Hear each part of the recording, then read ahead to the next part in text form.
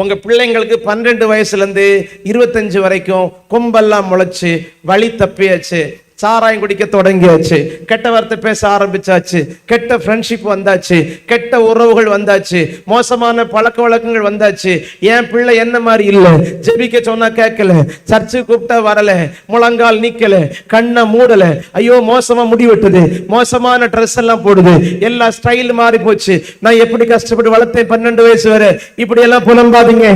தேவ சமூகத்துல ஜெபிங்க, தேவ சமூகத்துல உபவாசிங்க. ஏன்னா எரேமியா 30:20 சொல்லுது, கர்த்தருக்கு பயந்து அவருடைய நாமத்தை பற்றி கொண்டு ஜெபிக்கிற பிள்ளைகள் பெற்றோர் இருப்பார்களானால் உங்கள் பிள்ளைகள் முன்போல் இருப்பார்கள். பிள்ளை எவ்வளவு வழி தவறி போயிருந்தாலும் பரவாயில்ல, நீங்க கர்த்தருக்கு பயப்படுகிற ஒரு தகப்பனா இருந்தால், கர்த்தருக்கு பயப்படுகிற தாயா இருந்தால், ஒரு தப்பான விஷயம் பேச உங்களுக்கு 1000 முறை ஒரு பயம் இருக்குமானால், ஒரு தப்பான காரியத்தை செய்ய உங்க இருதயம் துடிக்குமானால், ஆண்டவரை துக்கப்படுத்தக்கூடிய ஒரு காரியத்தை செய்வதற்கு உங்க மனம் ஒத்து வராது என்றால், உங்க பிள்ளைகள் ஒரு காலம் வரும்போது முன்னாடி மாதிரி உங்ககிட்ட வருவார்கள்.